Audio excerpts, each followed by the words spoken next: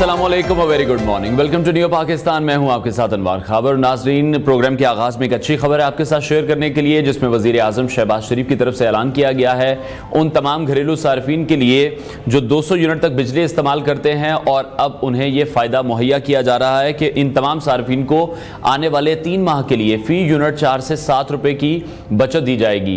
ये ऐलान वजीर आजम की जानिब से किया गया है और इस हवाले से उनका यह कहना था कि इसका इतलाक कि इलेक्ट्रिक सार्फिन पर भी होगा, क्योंकि जो जुलाई, अगस्त और सितंबर के महीने हैं ये यकीनी तौर पर ज़्यादा गर्मी के महीने हैं और इसमें बिजली का इस्तेमाल भी ज़्यादा होता है। अक्टूबर से जो गर्मी है वो भी नॉर्मल होना शुरू हो जाती है, मौसम काफ़ी बेहतर हो जाता है। तो इन 3 महीनों में इन 2.5 करोड़ सार्फिन को, जो कि तकरीबन 94% बनते हैं, इनको 50 अरब रुपए का रिलीफ दिया जाएगा। इस हवाले से वज़ीर आज़म ने मज़ीद ये भी कहा कि इसका इतलाक के इलेक्ट्रिक पर भी होगा और इसके साथ साथ उन तमाम कंपनीज़ को भी हमें एतमाद में लेना है जिनके साथ मुआहदे किए गए हैं। मज़ीद उन्होंने कहा कि आवाम को रिलीफ देने की हर कोशिश की जा रही है और ये रिलीफ का एक पहला स्टेप है, लेकिन अब कहा तो ये जा रहा है कि बिल आखिर आवाम को थोड़ा बहुत रिलीफ देने की जो कोशिश थी वो भी अभी सामने आई है। साथ ही साथ बिजली की कीमतों के हवाले से भी गुफ्तगू की, पेट्रोलियम मसनूआत के हवाले से भी उन्होंने बात की है, जिस पर आगे चलकर हम मजीद भी बात करेंगे। अभी शामिल करते हैं टॉप स्टोरीज। सियासत को कुर्बान करके रियासत बचाई वजीर आजम शहबाज शरीफ। बुढ़ापे में अच्छी जिस्मानी और दिमागी सेहत चाहते हैं तो इन ग़िज़ाओं का इस्तेमाल बढ़ा दें। एथलीट फाइका रियाज पेरिस ओलंपिक्स 2024 में मुल्क की नुमाइंदगी के लिए पुरआज़्म।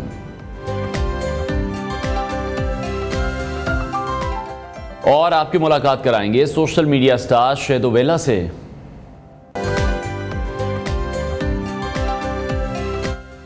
इस्लामाबाद में प्रेस कॉन्फ्रेंस करते हुए शहबाज शरीफ ने कहा कि हमने सियासत को दांव पर लगाकर रियासत को बचाया है। अगर रियासत को ना बचाया होता तो कहां की सियासत और कहां का बजट होगा। इससे पहले सियासत को चमकाने के लिए बड़े बड़े बोल बोले गए। कहा गया कि 90 दिन में करप्शन का खात्मा किया जाएगा, लेकिन करप्शन के बड़े स्कैंडल आए। गंदम और चीनी की दरामद और बरामद में जेबें भरी गईं। ये भी कहा गया कि लूटी हुई दौलत को भी वापस लाया जाएगा, लेकिन फिर 190 मिलियन पाउंड पर हाथ फेरे गए। वज़ीर आज़म ने मजीद कहा कि दुनिया में तेल की कीमत ऊपर जा रही थी, लेकिन अदम एतमाद से बचने के लिए तेल की कीमत कम करके मईशत को नुकसान पहुंचाया गया। बलूचिस्तान में 28,000 ट्यूबवेल कनेक्शंस पर बिजली इस्तेमाल होती थी, लेकिन उसका बिल नहीं दिया जाता था, जिससे वफाकी हुकूमत को 10 साल में 500 अरब का नुकसान हुआ। उन्होंने कहा कि इन 28,000 ट्यूबवेल कनेक्शन को काट कर इन्हें सोलर पर मुंतकिल किया जाएगा, जिस पर 55 अरब की लागत आएगी और इससे सालाना 70 से 80 अरब रुपए की बचत की जाएगी, जबकि किसानों की लागत में भी कमी आएगी। बजट पर तनकीद की गई है कि IMF के कहने पर बजट बनाया गया। उन्होंने कहा कि IMF के साथ 3 साला प्रोग्राम कर रहे हैं, इसमें कोई राज नहीं है। बजट पर हमने अवाम से गलत बयानी से काम नहीं लिया है। मजीद उन्होंने कहा कि बजट में यकीनन टैक्स लगेगा, लेकिन अशराफिया पर टैक्स पहली बार लगा है, पहली बार रियल एस्टेट पर टैक्स लगा है, जिससे 100 अरब मिलने का इम्कान है। मजीद उन्होंने कहा कि रियल एस्टेट पर मजीद टैक्स भी लगना चाहिए और अगले साल रियल एस्टेट पर टैक्स के लिए वो मजीद तैयारी के साथ आएंगे। उन्होंने कहा कि ज़मीन पर सट्टेबाजी की जाती है, तनख्वाहदार तबके पर जब टैक्स लगा है, जिस पर उन्होंने एहतजाज किया है, और तनख्वाहदार तबके का एहतजाज बिल्कुल जायज़ है। अब देखना यह है कि तनख्वाहदार तबका जो टैक्स दे रहा है उनके लिए सहूलियात क्या मुतारिफ कराई जाएंगी। 200 यूनिट वाले सार्फिन को बिजली के नर्ख में 3 माह के लिए रियायत भी दी जाएगी, जैसा से हमने प्रोग्राम के शुरू में भी बात की है, क्योंकि 200 यूनिट तक के जो सार्फिन हैं उन्हें 4 रुपये से 7 रुपये तक फ़ी यूनिट का फ़ायदा दिया जाएगा, और कराची के जो प्रोटेक्टेड सार्फिन हैं उनको भी इससे फ़ायदा पहुँचेगा। वज़ीर आज़म ने इस हवाले से मज़ीद कहा कि कराची की बंदरगाह पर सालाना 1200 अरब रुपये इम्पोर्ट टैक्स की चोरी की जाती है। मुल्क में अरबों रुपये की करप्शन को बंद करना होगा। PNSC के पास 11 जहाज़ हैं जिन पर अरबों रुपया खर्च आता है।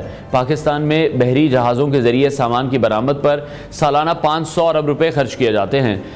दूसरी जानिब वज़ीर ख़ारजा इसहाक़ डार ने मीडिया से बात करते हुए वाज़ेह तौर पर कहा है कि वो किसी भी दोस्त मुल्क से कर्जा नहीं मांगेंगे। अब किसी भी दोस्त मुल्क से कर्जा भी नहीं मांगा जाएगा, लेकिन जिस तरह से IMF के प्लान में पाकिस्तान इस वक्त जकड़ा हुआ है और पाकिस्तानी जो अवाम मौजूद है उस पर जिस तरह से महंगाई का बॉम्ब गिराया जा रहा है, इन तमाम तर सिचुएशन को किस तरह से कंट्रोल किया जाएगा अगर दोस्त ममालिक से भी मदद नहीं ली जाएगी?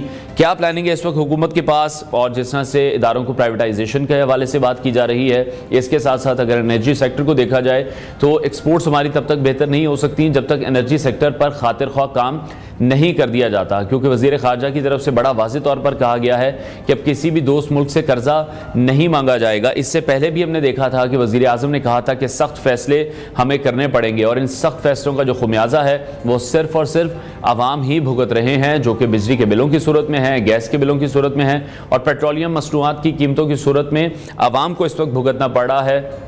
महंगाई जिस तरह से बढ़ चुकी है, इसी हवाले से मजीद बात करेंगे। सीनियर तजियाकार शौकत पराचा साहब ने हमें ज्वाइन किया। पराचा साहब, बहुत शुक्रिया आपके वक्त के लिए।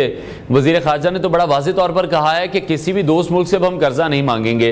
इससे पहले वजीर आजम की स्टेटमेंट बहुत बार आ चुकी है कि सख्त फैसले करके हमें IMF से जान छुड़ानी है। तो अगर कर्जे भी नहीं लेंगे तो फिर मुल्क की मईशत चलेगी कैसे? आपको क्या लग रहा है, हुकूमत के पास इस वक्त क्या प्लान मौजूद है? जी बहुत शुक्रिया। इस वक्त सख्त बारिश हो रही है इस्लामाबाद में और अल्लाह ताला इसको रहमत ही रखे क्योंकि बहुत तेज बारिश है। दूसरी बात, आप बात एनर्जी के हवाले से, बार बार बिजली के हवाले से, जो हमारे अंदर के मसाइल हैं इसी तरह के, जैसे बिजली वाला है, मसलन कैपेसिटी चार्जेस हमने पे करना होते हैं, ये सारी मुसीबत जो ज्यादा पर यूनिट प्राइस आ रही है बिजली की, और या जो कर्जा बढ़ रहा है या जो इस पे लागत बढ़ती है बिजली पैदा करने, और ये सारा कैपेसिटी चार्जेस का अजाब है कि आपने बिजली नहीं खरीदी, आपको उस वक्त जरूरत नहीं थी, लेकिन चूंकि मुआहदे ऐसे हुए हैं कि अगर हम बिजली नहीं भी खरीदेंगे तो हम उनको पैसे हमने जरूर वापस करने हैं जो उनकी कैपेसिटी है, बेशक वो कैपेसिटी पे कभी भी ना चलाएं। मसलन गर्मियों में अभी पिछले महीने 26,000 मेगावाट हम लेते रहे जी, फिर भी लोड शेडिंग थी यहाँ मुल्क में, लेकिन जब सर्दियों में को 9-10 हजार मेगावाट जरूरत होती है तो उस वक्त भी हमें कैपेसिटी चार्जेस मीन के पूरा वो 26,000 या 30,000 या 40,000 मेगावाट की पैसे देने पड़ते हैं और उस पे ये स्लैब लगाए गए हैं। अब अगर आपका गर्दशी कर्जा ये 2500 अरब रुपए या 3000 अरब रुपए या बढ़ रहा है, ये एक ऐसा मुस्तकिल इंजेक्शन है जो आपको लगना ही लगना है। वो कहाँ से पैसे आएंगे? IMF की शराइत यही होती है कि आप एक पैसा निकाल कर, फर्ज किया है 100 रुपया निकाल कर कहीं खर्च कर रहे हैं तो आपको बताना है कि वो 100 रुपया कहाँ से आना है। वो 100 रुपया जनरेट करने के लिए अब सरकार अपने खर्चे कम करे, एक PWD के हटाने से मामला हल नहीं होगा। वो तो अब जो 13-14 मिनिस्ट्रीज कहीं थी बिलावल भुट्टो जरदारी ने कि हम खत्म करेंगे, वो 14-15 मिनिस्ट्रियों का खर्चा कम होगा, वो उसकी तरफ अभी तक नहीं गए। दूसरे गाड़ियां नहीं आ रही हैं जी, नए सरकार के जो है वो रेनोवेशन हो रही हैं जी। भाई अगर आवाम के लिए जिंदगी अजाब बनी है तो आप तो कम से कम अपने ये शाहाना अखराजात तो कम करें। अब आगे से आर्गुमेंट दे दिया जाता है कि जी वो है कितना, जहाँ पेट्रोल मुफ्त हो, जहाँ इलाज मुफ्त हो, जहाँ पर बड़ी खुशी से कहा जाए कि हम 25% सैलरी बढ़ा रहे हैं, किस कास्ट पर? वो आवाम की जो पेट काट कर या का जो नॉन गवर्नमेंट जो सैलरीड क्लास है उस पर आपने। बिल्कुल पराचा साहब, हमेशा से ऐसे ही हुआ है। इस बजट में भी हमने ये देखा कि सिर्फ आवाम पर ही बर्डन डाला गया। जो बातें आप कर रहे हैं बिल्कुल दुरुस्त हैं कि जो हुकूमती खर्चे हैं उनको कम नहीं किया जा रहा, जो वजारतें हैं उनको कम नहीं किया जा रहा, स्क्वीज नहीं किया जा रहा। वजीर आजम तो अभी भी यही कह रहे हैं कि IMF के साथ हम 3 साल प्रोग्राम कर रहे हैं, इसमें कोई राज नहीं, हम किसी से छुपा के नहीं कर रहे हैं। तो फिर ये क्लियरली आवाम को बता रहे हैं कि अगले 3 साल तक जो मजीद महंगाई है वो आवाम अब तैयार रहे उसको बर्दाश्त करने के लिए। अगले 3 साल के बाद क्या गारंटी है कि मुल्क को कर्जों की जरूरत नहीं पड़ेगी? जितने अखराजात हैं, दूसरी तरफ बड़ा इस बजट के उम्मीदें थी कि ये कोई रिफॉर्म का बजट आएगा, कोई इस्लाहात का बजट आएगा, कोई ग्रोथ बढ़ेगी। कम से कम हमें तो कुछ ऐसा नजर नहीं आया कि इस प्रोग्राम से या बजट से कोई इंडस्ट्री बढ़ जाएगी, कोई एक्सपोर्ट्स बढ़ जाएंगी, कोई इस्लाहात, जैसे अभी मैं वापदा की बात कर रहा था, गवर्नेंस में इस्लाहात होनी है, सूबों के दरमियान जो प्रॉब्लम आ जाती हैं ये ट्रांसफर ऑफ मनी की वजह से, इसको एड्रेस करना होता है। अभी अली अमीन गंडापुर जो बार बार धमकियां देते हैं, एक इंस्टेबिलिटी का इंप्रेशन बढ़ता है, और बुनियादी वजह तो यही है कि सूबे और मरकज के दरमियान जो ट्रांसफर ऑफ मनी है उसको प्रॉपरली एड्रेस नहीं किया जाता, या सूबा और मरकज बैठकर बात नहीं करते, तो कोई इस्लाहात अपनी जगह पे रह गई। सिर्फ सबसे बढ़कर आ गया कि जी टैक्स लगा दें, यानी बजट आया, जिस दिन बजट आया उससे लेकर आज तक हम सवाए टैक्सेस के कोई बात ही नहीं कर रहे कि इधर टैक्स लग गया, उधर टैक्स लग गया, उधर टैक्स लग गया। टैक्स लगाएं, लेकिन लोगों की जो टैक्स पेइंग कैपेसिटी है उसको बढ़ाने के तो इकदाम किए जाएं कम अज कम। लेकिन पराचा साहब, जब भी हम किसी भी वजीर की या किसी भी मुशीर की कोई प्रेस कॉन्फ्रेंस सुनते हैं, कोई इंटरव्यू सुनते हैं, जिस तरह से नायब वजीर आजम वजीर खारजा सागदार कह रहे हैं कि सिफारती तन्हाई का जो बयानिया है वो बेबुनियाद है, सिफारती सतह पर पाकिस्तान के लिए मामलात बहुत बेहतर हो रहे हैं, महंगाई कंट्रोल हो रही है, अवाम को रिलीफ दिया जा रहा है। अगर सब अच्छा है तो फिर मुल्क में मायूसी कौन फैला रहा है? इन लोगों की तो स्टेटमेंट से ऐसे ही लगता है कि मुल्क बहुत ज्यादा तरक्की कर रहा है, पाकिस्तान स्टॉक एक्सचेंज बहुत ऊपर जा रही है, लेकिन उसका आम आदमी को कहां का फायदा पहुंच रहा है और कब मिलेगा फायदा? देखें, दो मुख्तलिफ चीजें हैं। जहां हम कहें कि दीगर ममालिक के साथ पाकिस्तान के ताल्लुकात बहुत अच्छे हैं, यकीनन बहुत अच्छे हैं, और उसकी वजूहात डिफरेंट हैं। मसलन कल अमेरिका ने कहा कि हम भी 9 मई के पुरतशद्दुद वाक़यात की मजम्मत करते हैं। ये बिल्कुल दुरुस्त बात है और मेरिट वाली बात है, क्योंकि कोई मुल्क ये नहीं कहेगा कि किसी और मुल्क के अंदर पुरतशद्दुद कार्रवाइयाँ हों। ये एक प्रिंसिपल की बात है, और क्योंकि वो अमेरिकन कांग्रेस की रेजोल्यूशन के बाद ये एक इम्प्रेशन बन चुका था कि शायद अमेरिका पाकिस्तान का मुखालिफ है, तो कम अज कम जो ऑफिशियल बात है, जो ऑफिशियल चैनल है और जो पॉलिसी है रादर स्टेट डिपार्टमेंट की, व्हाइट हाउस की, गवर्नमेंट ऑफ यूनाइटेड स्टेट्स की, उन्होंने वादे कर दी। सिमिलर चाइना है, सिमिलर मिडल ईस्ट है, सिमिलर दीगर पाकिस्तान के दोस्त ममालिक हैं। पुतिन के साथ बड़ी अच्छी मुलाकात होगी प्राइम मिनिस्टर की। ये दुरुस्त है कि पाकिस्तान ना तनहा है, ना पाकिस्तान फॉरेन पॉलिसी के मैदान में किसी से पीछे है, लेकिन जब बात आती है putting your house in order, हम तो उसकी बात कर रहे हैं। ठीक है, बहुत शुक्रिया सीनियर तजियाकार शौकत पराचा साहब हमारे साथ इन कॉन्वर्सेशन थे। ब्रेक लेते हैं नाज़रीन, ब्रेक के बाद आपको दोबारा ज्वाइन करेंगे।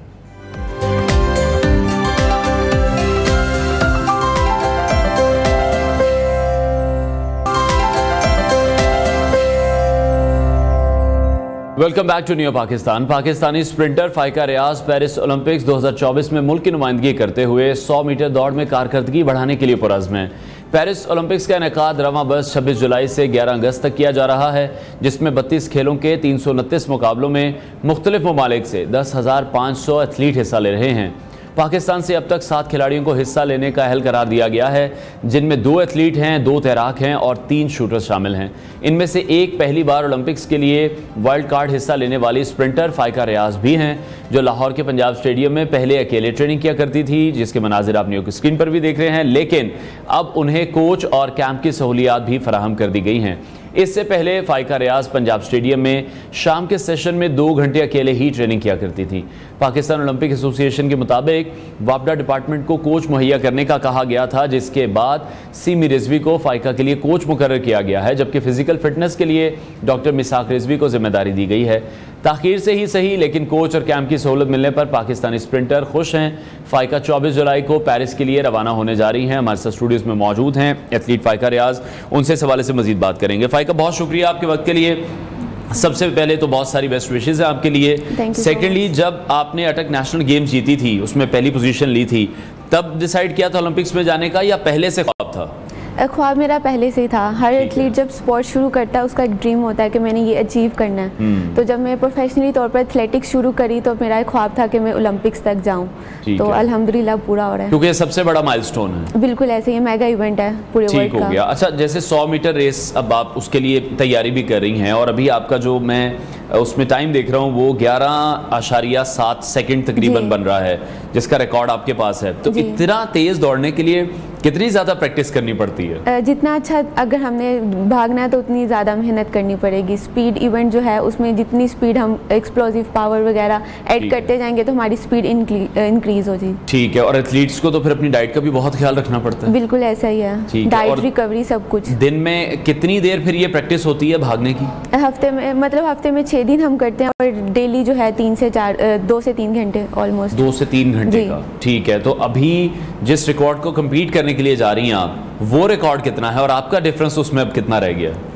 जो पाकिस्तानी रिकॉर्ड है वो 11.80 इलेक्ट्रॉनिक है, तो मैं कोशिश करूंगी कि एटलीस्ट रिकॉर्ड करके आऊँ अपना। अगर मैं बेस्ट कर दूंगी तो इंशाल्लाह अच्छी परफॉर्मेंस आ जाएगी। ठीक है। तो अभी इस हवाले से कोई टेस्ट नहीं हुआ कि अभी आपकी स्पीड कहाँ पर जा रही है? नहीं, अभी टेस्ट नहीं दिया, लेकिन इंशाल्लाह जाने से पहले 2-3 रेसेस यहाँ पे लगा कर जाऊंगी ताकि मुझे इतना कॉन्फिडेंट आ जाए कि मैं वहाँ अच्छा परफॉर्म कर लूँगी। ठीक हो गया। और अभी जिस तरह से अब हमने भी ये न्यूज़ शेयर किया है कि अब आपको कोच भी दे दी गई हैं, डॉक्टर भी दे दिए गए हैं, कैंप प्रॉपर दे दिया गया है, अब आप सेटिस्फाई हैं इन तमाम तर चीज़ों से? थोड़ा लेट तो हो गया क्योंकि अब इवेंट बड़ा क्लोज है। नहीं, मैं सेटिस्फाइड हूँ अब। सेटिस्फाइड है, ठीक है। और तैयारी अच्छी जा रही है? हाँ जी, तैयारी अच्छी जा रही है। ठीक हो गया। तो उसके साथ साथ अगर एथलीट जब हम देखते हैं तो पाकिस्तान में ज़रा रुझान थोड़ा सा हमें कम दिखाई देता है, तो आप किस तरह से देखती हैं खातून का एथलीट बनना, बाकी सारे कामों को भी देखना, अपनी स्टडीज़ को भी देखना, घर को भी देखना? मैं बेसिकली कैंप इसलिए चाह रही थी ताकि मैं घर से अगर मैं प्रॉपर कैंप में आऊँ तो मेरी सारा फोकस जो है इस ट्रेनिंग पे आ जाए। तो मैं कैंप में जब आ गई अब मेरा सारा फोकस इसके ऊपर, अब घर के जो काम है सब कुछ वो एक साइड पे हो गया, मतलब सारा फोकस एक तरफ आ गया कि मैंने बस जाना है क्योंकि दिन बहुत कम रह गया और वहाँ जाकर अच्छा परफॉर्म ताकि कर सकूं। चलो इंशाल्लाह। और सेकेंडली आपने कॉमर्स में भी एमएससी कर रखा है, तो उस फील्ड में क्या कर रही हैं आप साथ साथ? मैं मास्टर्स किया अकाउंटिंग एंड फाइनेंस में, तो आगे मैंने इंशाल्लाह एमफिल में एडमिशन लेना है, लेकिन अभी ये ओलंपिक्स की वजह से मैंने थोड़ा गैप किया क्योंकि सारा फोकस इधर था। फिर स्टडी और जो है गेम प्रोफेशनल, क्योंकि मास्टर्स वो एमफिल ऐसे तो नहीं हो जाता, उसको भी टाइम देना पड़ेगा, तो इसलिए फिर मैंने थोड़ा गैप लिया। इंशाल्लाह आगे स्टडी भी कंटिन्यू। ठीक है। और कब आपकी रवानगी है, किस डेट को, और किस डेट को आपकी ये रेस है? मेरी 24 को यहाँ से हमने जाना है, 26 को ओपनिंग सेरेमनी है और 2 अगस्त को मेरा इवेंट है मॉर्निंग। कैसा लग रहा है पाकिस्तान को रिप्रेजेंट करते हुए? एक बहुत बड़ा प्लेटफॉर्म है, हर एथलीट की ख्वाहिश होती है कि वो यहाँ तक पहुँचे, और आपको शायद कोई वाइल्ड कार्ड एंट्री या वो क्या सिनेरियो हुआ है? वाइल्ड कार्ड एंट्री इस तरह से होती है कि अगर हमारे कंट्री से कोई क्वालिफाई नहीं किया फ्रॉम एथलेटिक्स तो उनको भी वाइल्ड कार्ड एंट्री इन्विटेशन देते हैं। ठीक है। तो उन्होंने मुझे इन्विटेशन दिया, जो हमारे पाकिस्तान की टॉप एथलीट होगी उसको फिर मतलब वो पार्टिसिपेट करवाते हैं ओलंपिक्स में। अच्छा, वज़ीर आज़म की मुशीरा राना सनाउल्लाह, उनकी भी एक स्टेटमेंट सामने आई थी जिसमें वो ये कह रहे हैं कि पाकिस्तान की 24 करोड़ तो आबादी है, जिसमें से हमें 3-4 एथलीट मिलते हैं, जो कि वाकई बहुत अनफॉर्चुनेट है। जैसे हमने भी अभी शेयर किया कि मेरा ख्याल है सिर्फ 7 लोग हैं जो कि इस बार पाकिस्तान से जा रहे हैं ओलंपिक्स में क्वालिफाई करने के लिए। इस चीज़ को आप कैसे देख रही हैं, कैसे कवर कर सकते हैं? क्योंकि बीइंग अ गर्ल अब आप इस प्रोफेशन में हैं, आप भी देख रही होंगी क्या प्रोज एंड कॉन्स हैं, कहाँ हमें मेहनत करने की ज़रूरत है? अगर हमारी हॉकी टीम थोड़े से मतलब कह लें कि आखिरी मतलब 4th हुए थे, अगर वो 3rd भी हो जाते तो उन्होंने भी क्वालिफाई करना था, और अगर हमारी हॉकी टीम भी क्वालिफाई कर जाती मैन की तो हमारा दस्ता और बड़ा हो जाता। तो लेकिन अभी पार्टिसिपेंट जो हैं सिर्फ 7 जा रहे हैं, इंशाल्लाह और मेहनत होगी तो और भी जैसे इंडिया के इतने एथलीट्स जा रहे हैं लेकिन हमारे सिर्फ बहुत कम जा रहे हैं। लेकिन इनको चाहिए कि हमें फैसिलिटीज़ दें। जैसे मेरा कैंप बहुत लेट लगा है, यही कैंप पहले लग जाता, क्वालिफाई से पहले लग जाता या कुछ और, मतलब मैं अपना और टाइम वेस्ट कर सकती। इस तरह बाकी एथलीट्स भी यही चाहते होंगे कि हमें प्रॉपर फैसिलिटीज दी जाएं। क्योंकि अब आप भी इस एक फेज से गुजरी हैं कि आपको भी तमाम जो फैसिलिटीज़ हैं वो लेट फराहम की गई हैं। बहुत से ऐसे एथलीट्स अभी भी होंगे जिनका ये शिकवा होगा, जो मंजर आम पर नहीं आए होंगे, जिन्हें स्पॉन्सर्स नहीं मिले हैं। जी बिल्कुल ऐसा ही, मुझे भी अभी तक मतलब पीओ स्पॉन्सर कर रही है या पीएसबी ने कैंप लगाया, उसके अलावा मेरे पास भी कोई स्पॉन्सर नहीं है। तो ये बहुत अनफॉर्चुनेट है कि हमारा जो सारा फोकस है वो सिर्फ और सिर्फ मेन क्रिकेट टीम पर ही है या वुमेन क्रिकेट टीम पर ही है, उस पर ही तवज्जो दी जाती है। तो बहुत से ऐसे एथलीट्स हैं जो हमारे शो में भी आते हैं और इस चीज़ का शिकवा करते दिखाई देते हैं कि बाकी गेम्स पर उस तरह से फोकस नहीं है पाकिस्तान स्पोर्ट्स बोर्ड का भी। अब क्रिकेट में कितने प्लेयर्स हैं, सबको ऑलमोस्ट स्पॉन्सर्स हैं, उनको इतना मतलब पैसा मिलता है। अब हम 7 एथलीट्स पूरे पाकिस्तान में से जा रहे हैं, पाकिस्तान को रिप्रेजेंट ही कर रहे हैं ना एक मेगा इवेंट में, लेकिन हमें कोई फैसिलिटीज या हमें कोई स्पॉन्सर, हमें कुछ भी नहीं मिलता। क्यों? क्रिकेट टीम को क्यों? क्रिकेट टीम को सब मिल जाता है। हम भी तो स्पोर्ट्स का हिस्सा है ना। बिल्कुल ऐसे ही है, और ये पाकिस्तान स्पोर्ट्स बोर्ड को देखना चाहिए, हुकूमत को भी देखना चाहिए कि जो इस तरह के एथलीट्स हैं जो डिजर्व करते हैं, जो इतनी मेहनत कर रहे हैं पाकिस्तान का नाम रोशन करने के लिए, उनको भी मेरा ख्याल है मौका मिलना चाहिए। अच्छा, बहुत सी नौजवान लड़कियां हैं जो कि इस वक्त यकीनी तौर पर आपको देख रही होंगी, सोशल मीडिया पर भी फॉलो कर रही होंगी, उनके लिए क्या मैसेज आप देना चाहेंगी अगर वो एथलीट बनना चाहती हैं? तो अगर एथलीट बनना है तो सबसे पहले अपना मतलब एक गोल सेट करें कि आपने उसमें अचीव क्या करना है। जब तक आप उस नहीं सोचेंगे कि उसमें आपने अचीव क्या करना है तो फिर गेम करने का फ़ायदा, जस्ट टाइम पास के लिए गेम नहीं की जाती है। अब मैंने प्रोफेशनली तौर पर अगर मैंने किया तो मैंने सारी चीज़ें, मैं हॉकी भी खेलती थी, मैंने उसको भी छोड़ दिया कि मैंने सिर्फ इसके ऊपर फोकस करना है। मैंने स्टडी को भी अभी थोड़ी देर साइड पर रखा कि मेगा इवेंट है, इस पर कंटिन्यू मैंने करना, मेरा फोकस रखना है सारा। तो इस तरह नहीं, अगर टाइम पास के लिए गेम करनी है, कुछ प्लेयर्स होते हैं जो ग्राउंड आते हैं सिर्फ टाइम पास के लिए, तो गेम टाइम पास के लिए नहीं है। बिल्कुल आपको प्रॉपर तरीके से फोकस करना है। अगर आप इतनी बड़ी स्टेज पर जा रहे हैं, अगर आप फोकस करेंगे तो कुछ भी अचीव कर सकते हैं। मैं 2 साल इंजरी में रही लेकिन मैंने अपनी मेहनत नहीं जाया जाने दी, मतलब मैं कंटिन्यू करती रही, थोड़ा थोड़ा। अब मैं आपके सामने बैठी हूँ, ओलंपिक्स पे जा रही हूँ, तो कोई भी मेहनत ज़ाया नहीं होती। अल्लाह को कोई भी एक बात हमारी पसंद आ सकती है। ठीक है। बहुत शुक्रिया। एथलीट फाइका रियाज हमारे साथ इन कॉन्वर्सेशन थी। और अरबाब इख्तियार से मैं भी ये रिक्वेस्ट करना चाहूँगा कि काइंडली हम तकरीबन डेली बेसिस पर अपने प्रोग्राम में उन तमाम एथलीट्स को भी बुलाते हैं जिनका ताल्लुक क्रिकेट से नहीं है। तो क्रिकेट से बाहर निकल कर भी हमें सोचना चाहिए कि ये एथलीट्स भी मौजूद हैं, ये स्पोर्ट्समैन, स्पोर्ट्स वुमेन मौजूद हैं जो पाकिस्तान के लिए इतनी मेहनत कर रहे हैं। इंजरीज़ के बावजूद भी वो खेल के मैदान में जाते हैं और बाहर जाकर मुल्क को रिप्रेजेंट करने की कोशिश करते हैं। स्पॉन्सर्स को भी चाहिए कि क्रिकेट के अलावा जो तमाम स्पोर्ट्स मौजूद हैं जिनमें लोग बड़ा अच्छा काम कर रहे हैं, जैसे फाइका की स्टोरी अब हमने आपके साथ शेयर की है, तो हमें चाहिए कि इन तमाम लोगों को भी सपोर्ट करना चाहिए। ब्रेक लेते हैं नाज़रीन। ब्रेक से पहले शामिल करेंगे न्यूज़ अपडेट्स।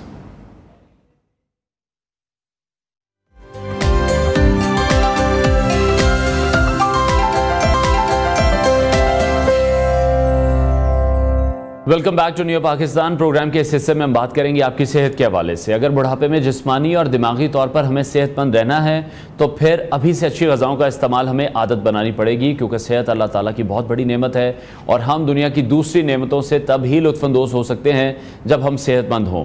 सेहतमंद रहने के लिए मतवाज़न ग़िज़ा का इस्तेमाल भी बहुत ज़्यादा ज़रूरी है, लेकिन दरमियानी उम्र में ही अच्छी ग़िज़ाओं के इस्तेमाल से हम बुढ़ापे में अच्छी जिस्मानी और दिमागी सेहत का इम्कान बढ़ा सकते हैं।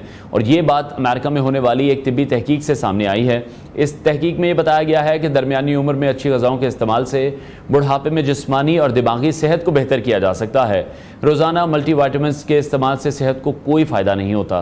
तहकीक में मज़ीद ये भी बताया गया है कि सेहत के लिए मुफीद ग़िज़ाओं के इस्तेमाल से बुढ़ापे में अच्छी सेहत बरकरार रखने का इम्कान 43 से 84% तक बढ़ जाता है। और सेहत के लिए मुफीद ग़िज़ा का इस्तेमाल करने वाले वर्जिश के आदी होते हैं और जिस्मानी सरगर्मियों से मुतअद्दिद दायमी अमराज से भी महफूज रहते हैं। इसी तमाम पर हम बात करेंगे। हमें ज्वाइन किया माहिर ग़िज़ाइयत डॉक्टर मरियम वक़ार साहिबा ने। मरियम, बहुत शुक्रिया आपके वक्त के लिए। दरमियानी उम्र में जिस तरह से कहा जा रहा है कि आपको अच्छी ग़िज़ाओं का इस्तेमाल करना चाहिए ताकि आपके बुढ़ापे में जाके आपकी दिमागी सेहत भी और जिस्मानी सेहत भी अच्छी हो, तो कौन सी ऐसी ग़िज़ाएँ हैं जो फिर हमें शुरू कर देनी चाहिए? बिस्मिल्लाहिर्रहमानिर्रहीम। जैसे कि आपने पूछा कि हमें अर्ली एज में कौन सा ऐसा फूड है, कौन सी ऐसी ग़िज़ा जो इस्तेमाल करनी चाहिए। फ़र्स्ट तो ये कि हमें एक पूरा बैलेंस मील लेके चलना चाहिए, बैलेंस डाइट, जिसमें आपके पास गुड प्रोटीन्स हैं, होल ग्रेन्स हैं, वेजिटेबल्स हैं, लेकिन इसके साथ साथ जो है आपने बैड प्रोटीन्स की तरफ नहीं जाना। लाइक आपने बीफ एक्सेस में नहीं लेना। अगर आप बीफ के इंटेक या मीट के लाइक मटन के इंटेक बहुत ज़्यादा रखते हैं तो उसमें आपका नुकसान ये होता है कि आपका कोलेस्ट्रॉल ज़्यादा हो सकता है, TGs बढ़ सकते हैं, HDL लो हो सकता है, जिसके बैड इफ़ेक्ट्स जो हैं आपको आगे आने वाली उम्र में नज़र आएंगे। जैसे कि आपको जो है हार्ट के इश्यूज़ हो सकते हैं, आपके जो है किडनीज़ पे असर पड़ सकता है।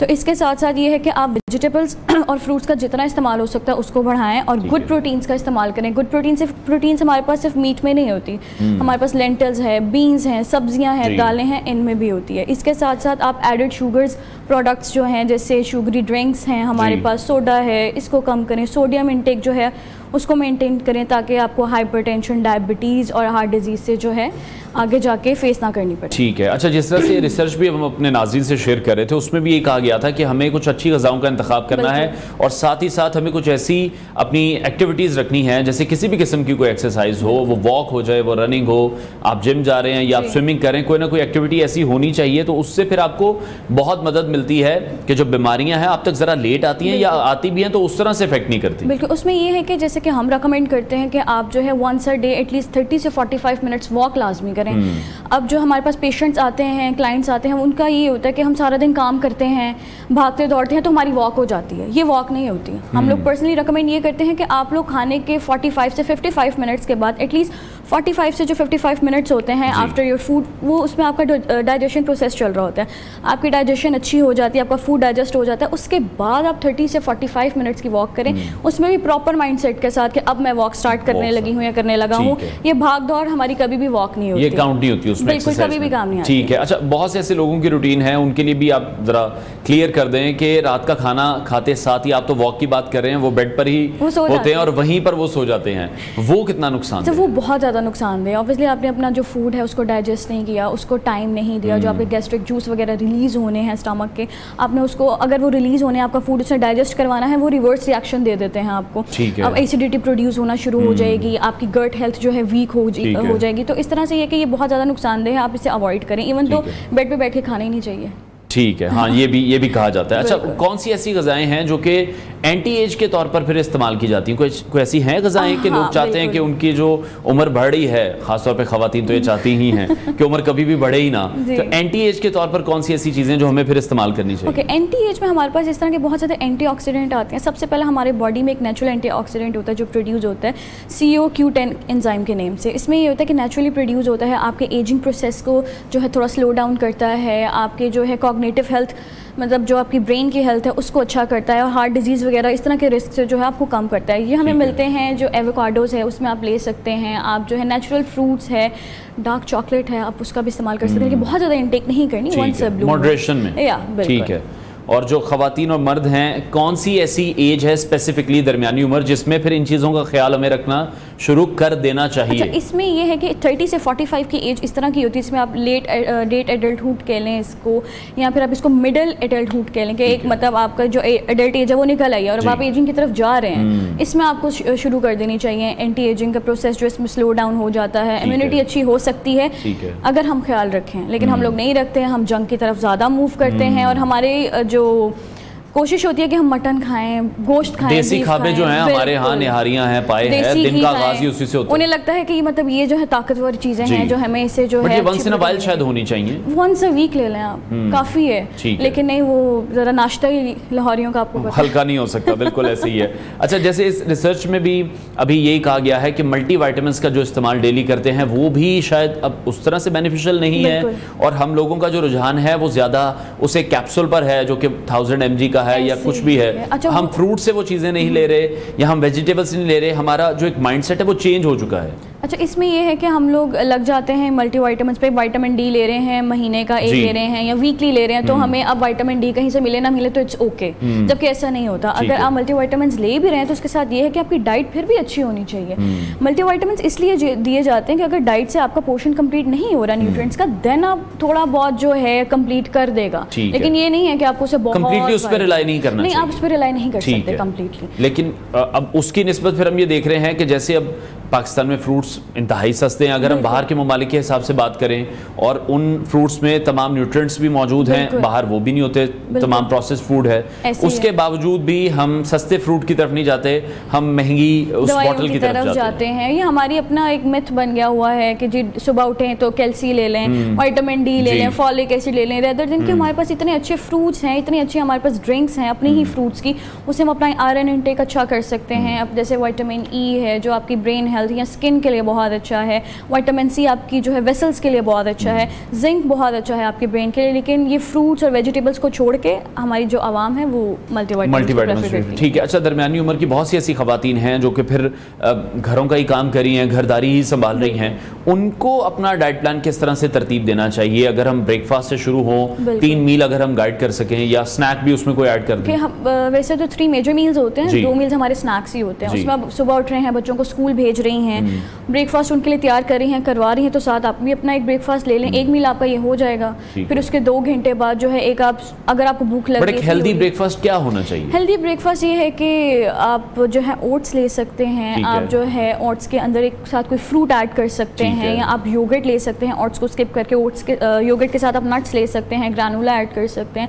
या घर वाली खवातीन है वो ये नहीं चोंचलों में पड़ती हैं जो बात है, उसमें है आप बॉइल्ड एग ले लें, साथ हाफ कप ऑफ टी ले लें। ये है कि 3 टाइम लोग जो है रोटी ही प्रेफर करते हैं मोस्टली, बिल्कुल ऐसे जिससे कि आपको आगे जाके शुगर हो सकती है या और गट हेल्थ के इश्यूज हो सकते हैं। तो इसलिए हम कहते हैं इसको थोड़ा अवॉइड करें। बेशक आपको मोस्टली लड़कियों की आदत होती है या फीमेल्स की कि मॉर्निंग में कुछ खाती नहीं है, कि नौजिया होता है या दिल नहीं करता, उसमें यह है कि आप लाजमी थोड़ा सा लें, बट लें ज़रूर।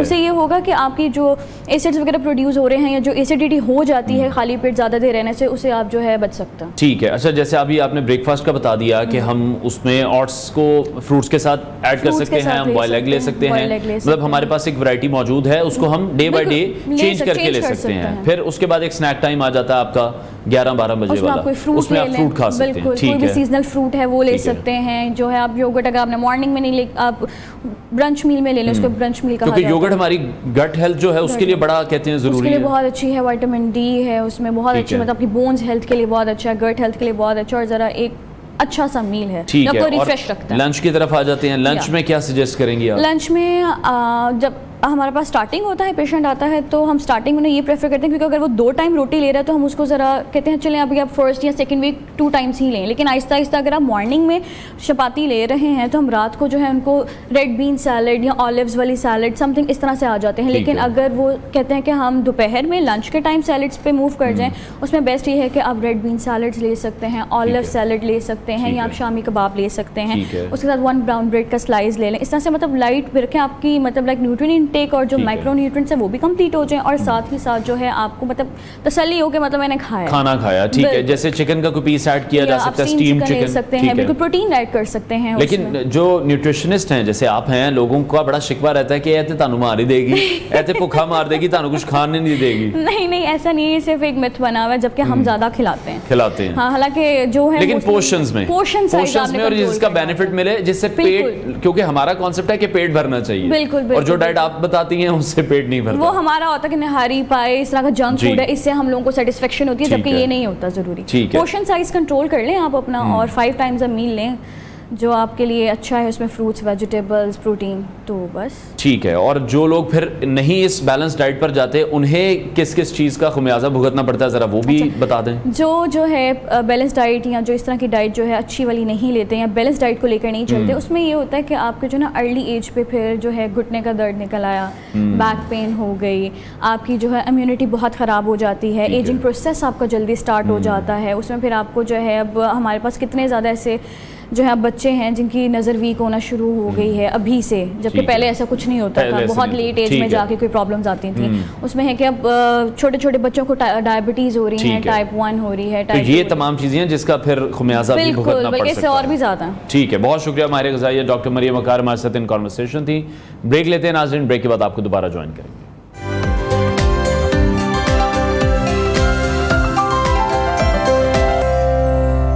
Welcome back to new Pakistan. नाज़रीन, किसी भी मुल्क की तरक्की में उसकी मईशत का मुस्तहकम होना बहुत ज़रूरी है। मुआशी तरक्की की राह में हाल रुकावटों में सबसे अहम मसला इस वक्त महंगाई का है।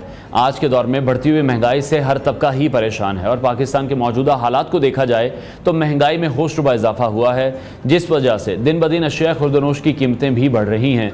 महंगाई बढ़ती जा रही है और ज़राए आमदन महदूद होते जा रहे हैं।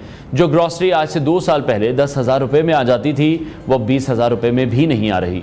मुतवस्सित तबका और गरीब महंगाई से ज़्यादा मुतासिर हुआ है। आमदन कम और ख़र्च ज़्यादा हो चुका है। ऐसे में पाकिस्तान में हर तबका फ़िक्र आमदन के ज़राए बढ़ाने के मुख्तलिफ तरीके तलाश कर रहा है। अगर आपकी माहाना आमदनी 40,000 से 1 लाख रुपए के दरमियान है तो आज का सेगमेंट आपके लिए बहुत मुफीद हो सकता है, क्योंकि घर की मईशत ठीक होगी तभी मुल्क की मईशत अपने पाँव पर खड़ी हो सकती है। इसी पर बात करने के लिए हमारे साथ एक्सपर्ट मौजूद होंगी। होम इकोनॉमिस्ट अतिया गिलानी साहिबा ने हमें ज्वाइन किया है। अतिया साहिबा, बहुत शुक्रिया आपके वक्त के लिए। रहनुमाई आपसे यही चाहेंगे कि अगर आमदन किसी की 40,000 से 1 लाख रुपए तक है तो फिर वो जो खातून खाना है वो घर के माहाना बजट को किस तरह से मैनेज करें जितनी महंगाई बढ़ चुकी है। देखिए, आपने बड़े वैलिड जो है एक बात की है कि 40,000 से 1 लाख तक का जब आप माहाना बजट बनाते हैं तो उसके लिए सबसे पहले तो आपको कोई मैजिकल स्किल्स नहीं चाहिए, क्योंकि मैजिक हो नहीं सकता, हम उस पर यकीन भी नहीं रखते। सबसे आसान तरीका जो है वो ये होता है कि जब हम तरजीही बुनियादों पे अपने ख़र्चों को जो है वो 1 2 3 करते हैं। उसके लिए मैं आपको ये नहीं कहूँगी कि मेरे पास ऐसा फॉर्मूला है कि मैं आपको एकदम 40,000 में बजट बना के दिखा दूँ और आपसे ख़वातीन से कहूँ कि देखें अब आपको कोई परेशान होने की ज़रूरत नहीं। ऐसा कुछ नहीं हो सकता। आपको सिंपल 3-4 अप्रोचेज़ अपनाने की ज़रूरत होती है, 3-4 तरीके से अपने आप को मैनेज करने, क्योंकि बजट कुछ भी नहीं है, जस्ट आपके अखराजात का तखमीना है। तो बेहतर आप क्या कर सकते हैं कि किस तरीके के साथ आप अपनी जो ज़राए आमदनी है उसको अगर बढ़ा नहीं सकते तो अपने अखराजात को कहाँ कहाँ मैनेज सकते करें। ठीक है। उसमें सबसे पहली बात तो जो मैं आपसे कहूँगी, हमारा जो बेसिक प्रिंसिपल है सादगी। जितना सिंपल लाइफस्टाइल हम अपना सकते हैं, जैसे अब वेस्ट ने अपना लिया, जैसे यूरोप ने अपना लिया, जितना सादगी से हम अपनी ज़िंदगी को गुजार सकते हैं वही हमारे पास एक की रूल है। दूसरी चीज़ है कट टू साइज़। जितनी आपकी ज़रूरत है उसमें और आपकी ख्वाहिश के अंदर तफरीक करना सीखिए। हमारी ख्वाहिशात हमें ज़्यादा परेशान करती हैं, हमारी ज़रूरियात हमें इतना परेशान नहीं करती। तो आप अपनी ज़रूरियात का अंदाज़ा लगाइए कि आपकी ज़रूरियात है क्या। और जो तीसरी और सबसे अहम बात कि कमाने वाले को घर वापसी के ऊपर किसी ताने या तुम मज़ीद कमा के नहीं ला रहे, इसकी बुनियाद के ऊपर झगड़े की बजाय होना ये चाहिए कि खातून खाना ये इस बात को ज़हन से निकाल दे कि अब आजकल का दौर ऐसा है जिसमें वो घर बैठेंगी, उनके हाथ में पैसे आ जाएंगे और वो घर चलाएंगे। ऐसा नहीं होगा, आपको अपना हिस्सा डालना होगा। और ख़वातीन बहुत अच्छा हिस्सा डाल सकती होती हैं। वो बहुत सारे ऐसे काम, आप अच्छा पकाना जानती हैं, अच्छा पकाना आपकी स्ट्रेंथ है, आप उसकी बुनियाद के ऊपर लंच आइटम्स तैयार कर सकते हैं। आपके घर में छोटे छोटे ज़ाया हुआ हुआ पॉट्स जो हैं उनके अंदर किचन गार्डनिंग हो सकती है कि आपके जो सब्जी के टमाटर की कीमत ही अगर 300 से ऊपर जाए तो आपके घर में टमाटर लगा हुआ, आपने 300 तो बचा लिए ना। बिल्कुल। तो इस तरह की जो आपकी टेक्निक्स हैं, और प्लस आप अपने घर के तमाम अफराद, मैं ये बार बार कहूँगी कि घर के तमाम अफराद के काम करने का वक्त आ चुका हुआ है। ये चंद बातें अगर आप, जो कॉन्सेप्ट था कि एक इंसान कमा रहा है और 6 लोग कमा रहा है, उस पे नहीं हम सर्वाइव कर सकते। बिल्कुल, और वो वही रिश्तेदारियां निभा रहा है, वैसे ही हम लेविशली शादियों पे जा रहे हैं, वैसे ही हम खानों पे खर्चे कर रहे हैं। हमें संभलना होगा। मैं आपको यकीन से जानिए कि महंगाई का रोना आपको 200 साल पहले नजर नहीं आएगा। ये तब से नजर आना शुरू हुआ है जब से हमें ये दिखाई देना शुरू हुआ है कि सामने वाला क्या कर रहा था और हमने उसकी नकल में क्या करना है। ठीक है। या हमें फ्लाश स्मार्टफोन जो है मुझे पसंद है, मेरे दोस्त के आप बड़ा हैरत अंगेज सर्वे है, हम क्योंकि हम टीचिंग के शोबे से जुड़े हुए लोग हैं, बड़े हैरत अंगेज बात है कि हमारे यहाँ किसी के घर में खाना पक रहा हो या ना पक रहा हो, उसके पास स्मार्टफोन ज़रूर होता है, उसे टिकटॉक का ज़रूर पता होता है, उसे सोशल मीडिया के ऊपर अपनी वो भी एक ज़रिए आमदन है, मैं उसके ख़िलाफ़ नहीं हूँ, वो भी कीजिए, लेकिन आप ये मत कीजिए कि एक फ़र्द पे सारे का सारा बोझ डाल दीजिए। एक फ़र्द पे जब आप सारा बोझ डालेंगे वो कभी भी सक्सेसफुल नहीं होगा, आप हमेशा कंप्लेन करते हैं, सिस्टम कोलैप्स हो जाएगा। बिल्कुल ऐसे ही है। अच्छा, जैसे अभी 2-3 साल में तो हम देख रहे हैं कि महंगाई फिर बहुत ही ज़्यादा बढ़ चुकी है। जिस तरह से मैंने अपने इंटरव्यू में भी बताया कि जो 10,000 में ग्रॉसरी हो जाती थी, अब वो फिर 20,000 में भी नहीं हो रही है। 7 लोगों के मकान का किराया भी है, यूटिलिटी बिल्स भी हैं, बच्चों की फीसें भी हैं, उसके बाद कोई ना कोई अगर आपकी घर की कोई प्रोडक्ट है, कोई अप्लायंसेस हैं, वो खराब हो गई हैं, एक्स्ट्रा एक बर्डन आप पे पड़ जाता है। बिल्कुल, आप उसमें बिजली के बिल का भी एडिशन कर लीजिए, क्योंकि वो आजकल सबका हिस्सा ले जाए। जी, वो सब। तो देखिए सर, उसके साथ जो है ना कुछ हमारे पास जो है वो कोपिंग टेक्निक्स हैं। हमारे यहाँ बड़े सस्ते दामों सोलर जो है, चले आप सोलर सिस्टम नहीं लगवाएं, 1-2 प्लेट्स के साथ ही आप अपने एक बल्ब और अपने एक पंखे का, उन चीज़ों से बजट आप जहन में रखिए। कोई बिग साइंस नहीं है, सिर्फ आपको उन चीज़ों के से जान छुड़ाने की ज़रूरत है जो आपका मेजर कैपिटल ले जाती हैं, जो आपका ज़्यादा से ज़्यादा आपकी इनकम का हिस्सा ले जाती है। उसमें सबसे बड़ी चीज़ जो है वो आपका बिजली का बिल है, वो आपका बचत हो जाएगी, वही चीज़ आपकी ग्रोसरी में इस्तेमाल हो जाती है। दूसरा, जब आप ज़राए आमदन बढ़ाएंगे तो आप अगेन कोई शॉर्टकट नहीं है। मैं आपसे कहूँ कि आप तकलीफ से भी गुजरेंगे, और दूसरा हमारा ईमान है, हम अल्लाह का शुक्र है, मतलब हमारे यहाँ हमने बड़ी अच्छी अपनी कोपिंग टेक्निक्स अपने रिलीजन में भी की हुई है। बिल्कुल स्ट्रॉन्ग विल है कि जी आज का दिन जो है वो जैसे भी गुजर गया, कल आने वाला दिन पता नहीं कहाँ से गैब से भी मदद हो जाएगी और चीज़ें बेहतर। लाइफ साइकिल्स में होती है, एक वक्त बुरा वक्त होता है और एक वक्त अच्छा वक्त होता है। मुझे यकीन है कि जिस क्रंच में से हमारा मुल्क आजकल गुजर रहा है, या जिस महंगाई में से, जिस मईशत को ठीक करने के लिए सभी मिलजुल के कोशिशें कर रहे हैं। मुझे यकीन है इसके बाद एक अच्छा वक्त भी आना है इंशाल्लाह, और वो उसी वक्त आएगा जब हम सब अपना खवातीन की एक ख्वाहिश होती है, बल्कि मर्दों की भी होती है, बट खवातीन की ज्यादा है कि कुछ ना कुछ कहीं ना कहीं से बचत कर ली जाए और सेविंग जो है एक वो उनके पास होनी चाहिए। वो कि फिर किस तरह से कर सकती हैं? अभी तो बड़ा मुश्किल टफ टाइम है। सर सेविंग हो जाती है। खातून के अंदर एक ऐसा वो अल्लाह ताला ने तरीका दिया है, वो 3 सालन पढ़े होंगे तो उनको मिला के भी चौथे सालन के पैसे बचा लेती है। तो ये मैं खासतौर पे जो जिस रेंज को हम मुखातिब हैं, जो हमारी टारगेट ऑडियंस है, मैं उनके हवाले से बात, उनमें बड़ी बड़ी अल्लाह ताला ने एक क्रिएटिव सेंस दी हुई है कि वो कहाँ कहाँ से जो है ना छोटा मोटा खर्चा बचा के किसी चीनी के डब्बे में या किसी बिस्किट के पैक के अंदर कोई ना कोई थोड़ी बहुत पैसे जो है वो मिल जाते हैं। ठीक है। तो और खासतौर पे कमेटी का बिल्कुल, मैं वो जो नेक्स्ट सवाल था वो इसी पर था कि कमेटी डालकर जो बचत करने की कोशिश की जाती है, ये फॉर्मूला कैसा है, ये तरीका ठीक है? सर ये आधी प्लानिंग है। आधी प्लानिंग इस वजह से है, देखिए जब आप कमेटी डालते हैं बहुत अच्छी चीज़ है, बहुत अच्छी बात है कि आपने थोड़े से पैसे पसंदाज कर लिए, लेकिन होता यह है कि वो पैसे लगते कहाँ हैं? वो लगते हैं जब अचानक किसी की शादी आ जाए उसके ऊपर, या कोई बीमार हो गया या कोई बीमार हो, चले बीमारी तो एक वो चीज़ है कि वो तो उसके ऊपर तो लगने ही होते हैं, लेकिन या कोई ऐसी चीज़ अननेसेसरी खर्चे पे अगर आप उन पैसों को बचा रहे हैं तो फिर उनकी इन्वेस्टमेंट कीजिए। ठीक है, चाहे छोटे लेवल पे कीजिए। ये जो हम सोचते हैं ना कि इतने थोड़े से पैसों से क्या होगा, इतने थोड़े थोड़े पैसों को मिला के ही ज्यादा पैसे बनते हैं। बिल्कुल। तो कमेटी मुझे लगता है कि वो आधा सच है, जैसे हमारे यहाँ यूजुअली बोला भी जाता है कि वो आधा सच है कि हम कर तो रहे हैं लेकिन वो प्रोडक्टिव नहीं है। ठीक है, उसको प्रोडक्टिव भी फिर हमें ही उससे बनाना है, हमें अपनी अप्रोच चेंज करने की बहुत ज्यादा जरूरत है। और उसमें कोई बुराई नहीं है कि अगर आपको सीजन के 3 सूटों में पूरा साल गुजारना पड़ जाए या आपके पास हर सीजन के 3 सूट हो, आप ना बनाए और कपड़े, आप ना जाएं किसी ब्रांड्स के पीछे, आप ना जाएं अपने बच्चों को जंक फूड की तरफ लेके, उसकी बजाय आपको ज़्यादा पुरानी बात नहीं, आपको याद होगा एक सिट्टा खा के भी उतनी ही खुशी होती थी स्कूल के बाहर जितनी अब एक मैकडॉनल्ड का बर्गर खा के होती है लोग बच्चों को। तो अप्रोच चेंज करने की बात। ठीक है, यानी कि जो आसाइशों को हमने ऐड अप कर लिया हुआ है उसको शायद दोबारा से कट डाउन करने की, जो ख्वाहिशात को हम जरूरियात समझ बैठे हैं, बड़ा लाजमी सा फर्क होता है। जरूरत वो है जिसके बगैर आपका गुजारा नहीं है,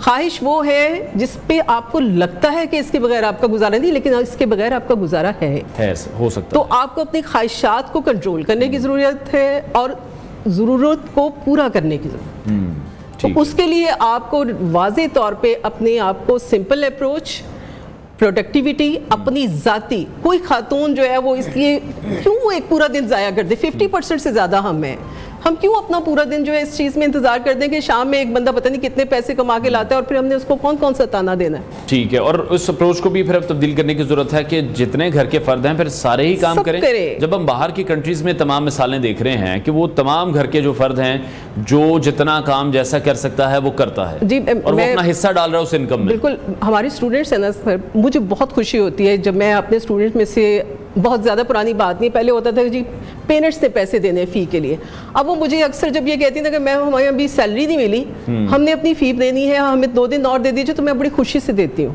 because this is a thing कि हमारे बच्चे अगर पढ़ रहे हैं और साथ काम करें, ये अच्छी बात है। इससे उनकी फैमिली स्ट्रेंथन होगी, और जब फैमिली स्ट्रेंथन होगी आपकी जो कंट्री, जो आपका मुल्क है वो मजबूत होता है। चाइना ने अगर पॉवर्टी दूर की या मुस्लिम मुल्क, आप वहाँ जाके पैटर्न देखिए, सबने काम किया। जब सब काम करते हैं, अपने अपने खर्चे उठाने शुरू हो जाते हैं, खुशहाली खुद ब खुद आ जाती है। बिल्कुल, और यहाँ हमने देखा कि एक ही बंदे पर बर्डन है। अच्छा, जिस तरह से खवातीन हैं, हमारे यहाँ ये भी बड़ी प्रॉब्लम है कि खवातीन घर से नहीं निकल सकती हैं, उन्हें घर के कामों को भी देखना है, उन्हें बच्चों को भी देखना है।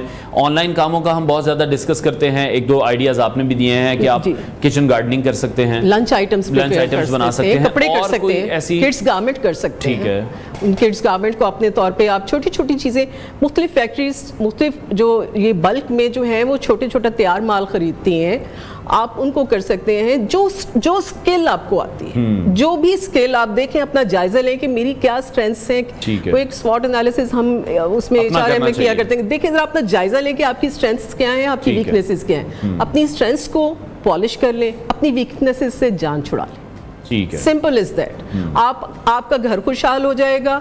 और पॉजिटिव सोचें, मस्बत अंदाजे फिक्र, महंगाई के रोने में ख्वाहिश के पूरा होने के दुख से निकले। ख्वाहिशें पूरा नहीं हुआ करती, ख्वाहिशें कभी भी पूरी नहीं हुआ करती। वो कहते हैं ना वो कौले शायर के, हज़ारों ख्वाहिशें ऐसी कि हर ख्वाहिश पे दम निकले, तो वो हर ख्वाहिश पे जो हमारा दम निकल रहा होता है, हम दम तभी निकलेगा, हमें कंट्रोल करने की जरूरत है, क्योंकि अदरवाइज तो मेरा ख्याल है महंगाई से निपटने का और कोई तरीकाकार मौजूद नहीं है कि सबको मिलकर काम करना है, और जो ख्वाहिशें हैं, जिन आसाइशों में हम चले गए हैं, उनको भी अब कंट्रोल करने की जरूरत है। बहुत शुक्रिया होम इकोनॉमिस्ट अतिया गिलानी साहबा, हमारे साथ इन कॉन्वर्सेशन थी।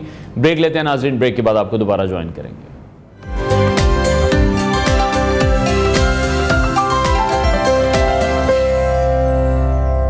Welcome back to new Pakistan. खवातीन पर तशद्दुद और हरासमेंट के खिलाफ वज़ीर आला पंजाब मरीम नवाज शरीफ के विजन और हिकमत अमली पर अमल दरामद के लिए पंजाब पुलिस की जानिब से सख्त कार्रवाइयाँ अमल में लाई जा रही हैं। गुज़श्ता दिनों लाहौर की रिहायशी खातून पर शौहर की जानिब से बेहमाना तशद्दुद का वाक़या सामने आया। खातून के मुताबिक शौहर ने तलाक देने के बाद उसे घर में ज़बरदस्ती रखने की कोशिश की और इनकार करने पर मुतासरा खातून को 6 दिन तक घर में कैद रखा और उस पर तशद्दुद करता रहा। किसी तरह से मुतासरा खातून ने पुलिस को रिपोर्ट कर दी, जिसके बाद पुलिस ने कार्रवाई करते हुए मुलजिम को हिरासत में लिया और मुतासरा खातून को बाजियाब करवा लिया है। पुलिस पुरज़्म है कि मुलजिम को सख्त से सख्त सज़ा दिलवाई जाए। इसी हवाले से मजीद बात करेंगे। हमारे साथ मौजूद हैं ASP township doctor Khadija Umar साहिबा। डॉक्टर साहिबा, बहुत शुक्रिया आपके वक्त के लिए। सबसे पहले तो जानना चाहेंगे इस वाक़े से मुताल्लिक कि पुलिस खातून की मदद को किस तरह से पहुँची और मुतासरा खातून अब कहाँ है? पुलिस को अप्रोच करने के मुख्तलिफ तरीके हैं। ख़वातीन ख़ुद भी पुलिस स्टेशन आ सकती हैं, 15 पे कॉल भी कर सकती हैं और वुमेन सेफ्टी ऐप भी हमारी आ चुकी है। लेकिन ये खातून पुलिस स्टेशन में खुद ही आई थी, बिकॉज उनको 6 दिन से मुसलसल बंद किया गया था और वो समहाउ अपनी जान छुड़ा के जब निकली हैं तो उनके पास फ़ोन नहीं था और उनको यही समझ आई कि करीब तरीन पुलिस स्टेशन में वो आ जाएँ। उन्होंने आके जिस तरह से हमारा एक सिस्टम बना हुआ है, टोकन सिस्टम के तहत एप्लीकेशन दी, and when I came to know कि ये इस तरह का इशू है, तो वुमेन से related issue, harassment, abuse, violence, इन चीज़ों को बीइंग फीमेल ऑफिसर मैं बड़ा सीरियसली लेती हूँ। तो मैं खुद भी मौके पे पहुँची, मैंने उन खातून से सारी डिटेल्स ली। तो according to the section of law जो इस पर बनता था, 354 का उस पर FIR का पर्चा बनता था, हमने पर्चा किया और बंदे को इमीडिएटली अरेस्ट किया। ठीक है, तो इस तरह के जो भी इस नौयत के केसेस होते हैं, स्पेसिफिकली तो नहीं क्योंकि अदालत की जानिब से ही अब ऑर्डर्स आएंगे, तो क्या सज़ा मिलने की उम्मीद होती है? इस स्पेसिफिक केस में जो है ना 2 इयर्स तक इसको सज़ा भी मिलेगी, इसको फ़ाइन भी होगा, और जो है ना इस पर क्योंकि हम बड़ा सीरियसली इसको लेंगे तो केस को की इन्वेस्टिगेशन जब प्रॉपर होती है तो कन्विक्शन के चांसेस ज़्यादा होते हैं। ठीक हो गया। तो, और जिस तरह से आप तरीक़ेकार अब एक डिफ़ाइन कर रही हैं कि प्रॉपर ऐप भी आ चुकी है, एक हेल्पलाइन भी मौजूद है, लेकिन अगर खुदा न खास्ता किसी के पास फ़ोन की सहूलत नहीं है, जैसे 6 दिन अब ये भी कैद रही हैं, बिल्कुल, तो फिर क्या ऐसे ऑप्शंस हैं? ख़वातीन किस तरह से पहुंच सकती हैं? क्योंकि कुछ के पास फ़ोन नहीं है, कईयों के पास इंटरनेट नहीं है, तो ये भी प्रॉब्लम्स हैं। पुलिस को अप्रोच करने के इन 3 तरीक़ों, 15 की कॉल, इसके बाद women safety app and direct police station में पहुंचने के अलावा अगर ये खातून किसी थर्ड पर्सन के थ्रू अपनी एप्लीकेशन भी जमा करा देती हैं, जब हमारे पास एक इशू रिपोर्ट हो गया है तो police is bound to work on that. At least मतलब अगर इस तरह से भी हो सकता है कि पुलिस को लगे कि ये एक झूठी रिपोर्ट है तो at least we need to do an inquiry on that. इस तरह के केस को हम कभी इग्नोर नहीं करेंगे। तो कोई एक थर्ड पर्सन के थ्रू भी अगर ये खातून 15, if you can not use 15 तो एटलीस्ट आपको 15 याद तो होता है। मुझे याद है बचपन से हमें पता है 15 पे पुलिस को कॉल करनी है, तो आप खुद नहीं कर सकती हैं, आप किसी को कह के भी करवा सकते हैं, ठीक है। उसके अलावा आप खुद नहीं पहुंच सकती पुलिस स्टेशन को, आप किसी को जानते, किसी हमसाये को इशारा करके किसी तरह बता के तो पुलिस को किसी तरह अप्रोच कर लें। पुलिस का काम है, हम ढूंढते हैं। प्रीवियसली मैं शेखुपुरा में भी रही हूँ तो हम यही था, हमें 1-2 दफ़ा इस तरह की कॉल आएंगे मैं हूँ और मैं बता नहीं सकती मैं कहाँ पे हूँ, मैं इस एरिया में हूँ। हम अपनी मोबाइल्स लेके वहाँ गए, हमने पूरा एरिया सर्च किया और विक्टिम खातून को वहाँ से रेस्क्यू किया है और लेके आए हैं, क्योंकि हमारा काम है and we try our best कि हम इसको इस तरीके से एग्जीक्यूट करें। ठीक है। और जो एक पंजाब पुलिस की वुमेन सेफ्टी ऐप है वो अगर आप थोड़ा सा हमें बता दें कि अगर वो खवातीन अपने फ़ोन में की हुई है वो उसको किस तरह से इस्तेमाल कर सकते हैं? वुमेन सेफ्टी ऐप जो है इसको स्पेसिफिकली मतलब डिज़ाइन काफ़ी अरसे से किया गया, अभी रिसेंटली लॉन्च भी किया है CM साहिबा ने, और इसके ऊपर ख़ास जो इस पर पॉजिटिव चीज़ है, खवातीन का थोड़ा सा इशू ये होता है कि इनकी बाहर की ओरिएंटेशन कम होती है, खवातीन खवातीन का एक्सपोजर कम होता है, हमें रोड्स नहीं याद रहती हैं एज फीमेल्स, हम कहाँ खड़े हैं।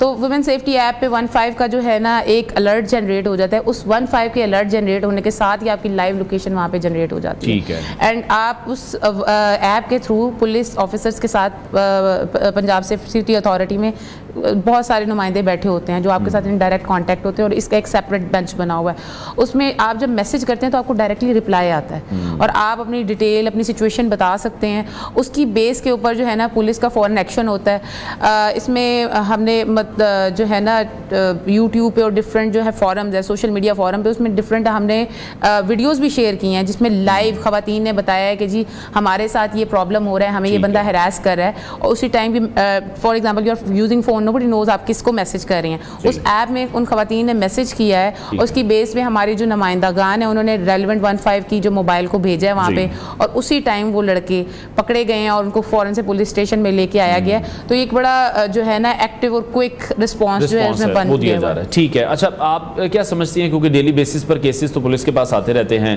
घरेलू तशद्दुद के वाक़यात आजकल ज़्यादा हो रहे हैं, काम करने वाली जगहों पर खवातीन ज़्यादा अनसेफ हैं, या जो ख़ानदानों में हम देखते हैं कि जायदाद के मसाइल होते हैं तो खवातीन को वहाँ पर ज़्यादा हरास किया जाता है? जो मेरा एक्सपीरियंस है एज फीमेल पुलिस ऑफिसर, ज़्यादातर खवातीन जो मुझे मिल रही हैं घरेलू तशद्दुद के मामलात में मिल रही हैं, और जो रिसर्चेस भी शो करती है UNDP की, और वो तो 1 out of 3 खातून जो है ना वो डोमेस्टिक वायलेंस का शिकार है। तो मेरा जो है वो अपना भी जो छोटा सा सैंपल है खवातीन का जो मेरे साथ आती हैं, तो घरेलू तशद्दुद एक बड़ा मेजर रीज़न है, मियाँ बीवी के मामलात।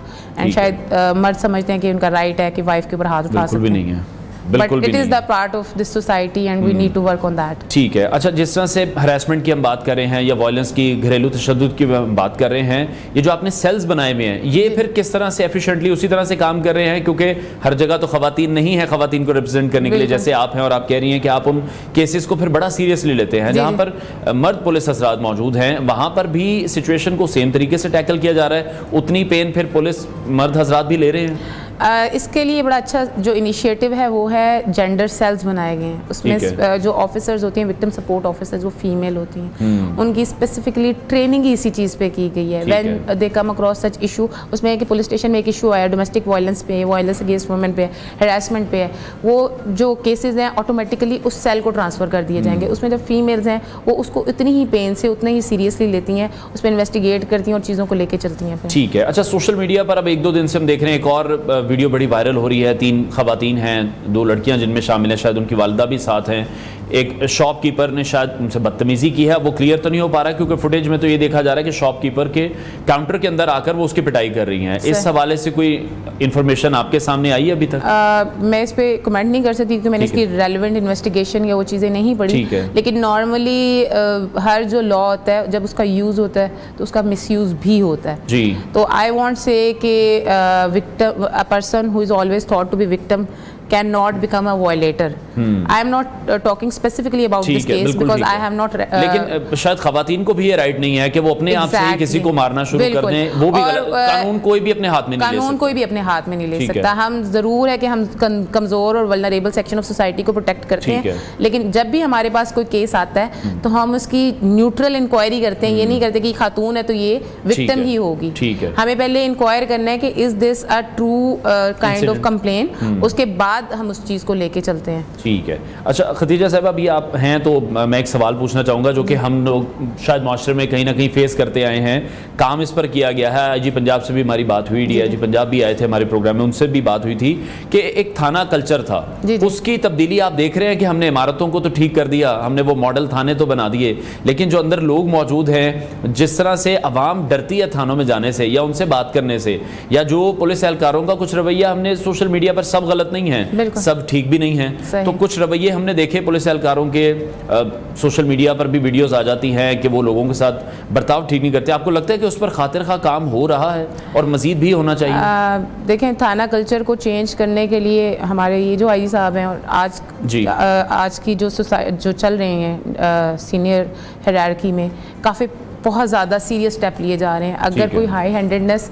पुलिस ऑफिसर की तरफ से होती है तो हम उसको ऐसे नहीं छोड़ देते, बड़ा सीरियस एक्शन लिया जाता है। और अगर आप इंटरनल इंक्वायरीज हमारी देखें तो इनके साथ काफ़ी किया जा रहा है। दूसरा मैं समझती हूँ कि हर इदारा जो होता है वो अपनी ही सोसाइटी का एक वो फेस होता है और वो मिरर होता है। आप अगर सोशल मीडिया पे ये देखते हैं कि पुलिस ऑफिसर लोगों के साथ बदतमीजी कर रहे हैं तो आप बहुत सारी जगहों पे ये भी देखते हैं ट्रैफिक वार्डन खड़ा हुआ है और उनको गालियां दी जा रही हैं और पुलिस ऑफिसर के ऊपर हाथ उठाया जा रहा है। तो समहाउ हम जो सोसाइटी है ना उसके हुक्मरान, उसके इदारे उसी को मिरर बन के दिख रहे होते हैं, लेकिन ये इस बात का एक्सक्यूज़ हरगिज़ नहीं है और ना इसको टॉलरेट किया जाएगा, ना हम कर रहे हैं। जो हाई हैंडेडनेस दिखाता है उसके अगेंस्ट प्रॉपर जो है ना एक्शन लिया जाता है। ठीक है, बहुत शुक्रिया ASP डॉक्टर खदीजा उमर साहिबा हमारे साथ इन कॉन्वर्सेशन थी। नाज़रीन ब्रेक लेते हैं, ब्रेक के बाद आपको दोबारा ज्वाइन करेंगे।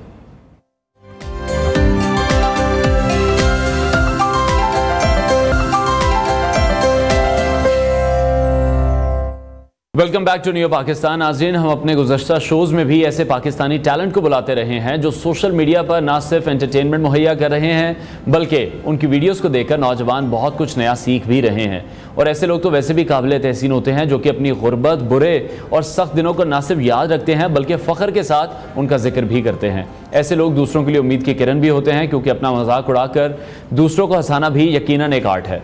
हमने आज एक ऐसी ही मशहूर शख्सियत को दावत दी है जिन्होंने अपनी गुर्बत को हथियार बनाकर सोशल मीडिया पर खूब दाद समेटी है और इटली से वीडियोस बना बनाकर अपने रिश्तेदारों का भी खूब दिल जला रहे हैं। हमें ज्वाइन कर रहे हैं शाहिद अब्बास अल-मारूफ शादो वेला जो इस वक्त हमारे साथ स्टूडियोज़ में ही मौजूद हैं। शाहिद, बहुत शुक्रिया आपके वक्त के लिए। शाहिद बुलाऊँ या शादो वेला ही बुलाऊँ? पहले तो मैं तुहाडा बहुत बहुत शुक्रगुजार हाँ कि तुसी मैनू अपने प्रोग्राम च इनवाइट किया और दूसरा तुसी शैदो वेला भी कह सकते। शैदो वेला भी कह सकते, ठीक हो गया। तो शैदो फिर दसो कि रिश्तेदारों को हर वक्त क्यों जलाते रहंदे हो? शरीकां नाल की प्रॉब्लम है तुहाडी? शरीक जिहड़े हुंदे ने जी वो गैर नहीं हुंदे, वो अपने हुंदे ने। तो मैं अपने रिश्तेदारों को इस वजह तो साड़दा वां क्योंकि उन्होंने मेरा गुरबत दे विच मजाक उड़ाया है। अच्छा। और कदी भी कोई दुश्मन जिहड़ा हुंदा बाहर दा नहीं हुंदा, अपना ही होता है। बाहर का तो जोड़ा कोई फायर मारेगा या कोई कुहाड़ी नाल तुहाडे ते वार करेगा, जोड़ा अपना होंदा ना वो तुहाडे नाल गल्लां ते वार करेगा। वो इस तरह की गल करेगा जिदे विच तुसी टेंशन च चले जाओगे, तुसी बीमारियां च चले जाओगे, जिदे विच तुहाडी जिंदगी बर्बाद हो जाएगी। मैं इस वजह अपने शरीकां नूं साड़दा। ठीक है, तो ये भी कहीं मैंने सुना है कि जैसे रिश्ते के लिए पहले अगर आपकी वालिदा जाती थी तो उन्हें मना कर दिया जाता था और अब तो रिश्तों की लाइनें लगी हुई हैं। तो रिश्ता अब हो चुका है या फिर इटली में किसी गोरी से कर लिए? जी मेरी अम्मी जदों रिश्ता लैण जाते सन उदों मेरे बहुत ज़्यादा हालात ख़राब सन। मेरा किराए के उत्ते घर सी और मेरी दो सिस्टर, एक मेरा भाई। हालात बहुत ही ख़राब सन कि जदों मेरी माँ मेरा रिश्ता लैण जाती सी तो फिर मेरा थोड़ा रंग भी सावला है तो मेरा नक थोड़ा जिहा फीना है। तो फिर जोड़ा भी साडा कोई रिश्तेदार सी वो यही कहता सी एक तो कोझा वे तो एक पढ़िया लिखिया जी है तो एक बिल्कुल अनपढ़ है तो असीं इहनूं रिश्ता नहीं देना।